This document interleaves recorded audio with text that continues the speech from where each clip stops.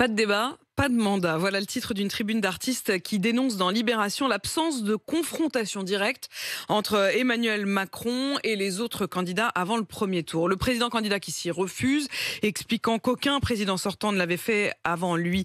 S'il y a peu, voire pas de campagne, est-ce que le président qui est élu est légitime? Est-ce qu'il sera légitime pour porter le reste de son mandat? Le numéro 2 de l'État, Gérard Larcher, président du Sénat, en doute. Et vous, est-ce que cette campagne sans débat vous inquiète? C'est le reportage de la rédaction. Il est signé ce matin. Pierrick Bonneau et Bettina de Guglielmo. Pas de débat, pas de mandat et surtout pas de démocratie pour ces Parisiens croisés dans la rue hier soir. C'est vraiment regrettable. On a la chance d'être en démocratie et ce qui est dommage, c'est qu'à 30 jours des élections, on ne puisse pas réellement discuter à fond. Tant qu'on n'a pas les gens qui peuvent nous exposer leur programme, on ne peut pas se faire une opinion. C'est un manque de démocratie pour moi. Et une confrontation entre les candidats, c'est toujours intéressant. Vincent a 27 ans et il aurait bien besoin d'un ou deux débats pour faire son choix. J'ai une opinion séparée entre deux candidats spécialement et j'aurais aimé voir comment ils se comportent et leur opinion sur certains sujets. Et le débat aurait pu aider à ça. Ouais. Étienne est informaticien et selon lui, ce sont les petits candidats qui vont en pâtir le plus. Les débats, ça les met un peu sur un pied d'égalité. Donc les sondages, on n'en parle plus vraiment à ce moment-là, ce qui est plutôt une bonne chose. Mais quel sera l'impact d'une absence de confrontation entre les candidats sur le résultat final? Selon le politologue Bruno Cotresse, c'est d'abord l'abstention qui va y gagner. Moins de compétition, résultat perçu comme un peu joué d'avance égale moins de participation. Le jeu excite moins beaucoup d'électeurs et surtout un certain nombre d'électeurs ont le sentiment que leur candidat s'est perdu d'avance et que c'est une cause perdue et donc ça motive beaucoup moins forcément. Et si le problème venait en fait des partis politiques? C'est à eux de trouver une manière de se faire entendre, selon le sociologue Jean Viard, qui ne s'inquiète pas de l'absence de débat. Aucun président de la République n'a jamais accepté de débattre avant le premier tour. Ni De Gaulle, ni Chirac, ni Giscard d'Estaing, ni François Mitterrand, ni Sarkozy, etc. Pourquoi? Pour une raison très simple. C'est le premier tour, on cherche à déterminer quel va être le challenger du sortant. C'est ça le vrai sujet. Avec ou sans débat, il vous restera toujours les professions de foi pour faire votre choix. Elles arriveront comme d'habitude par la poste, quelques jours avant le premier tour.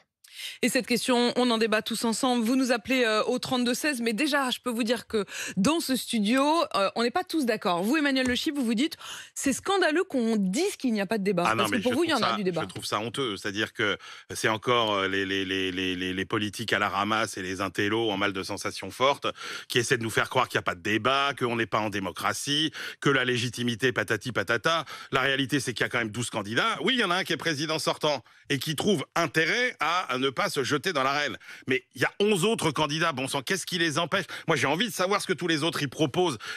C'est pas que Emmanuel Macron face à tous les autres. Les autres, ils ont le droit aussi de. Pourquoi ils débattent pas? Et puis en fait, s'il n'y a pas de débat, c'est qu'il n'y a pas d'idée, Charles. Toute la journée, ils sont tous là tous les jours. Tu les interroges, ils te disent on est épuisés d'être sur les plateaux à longueur. Que les Français disent pas qu'ils sont pas informés, non, mais en plus ils peuvent tous taper sur Macron sans que Macron se défende.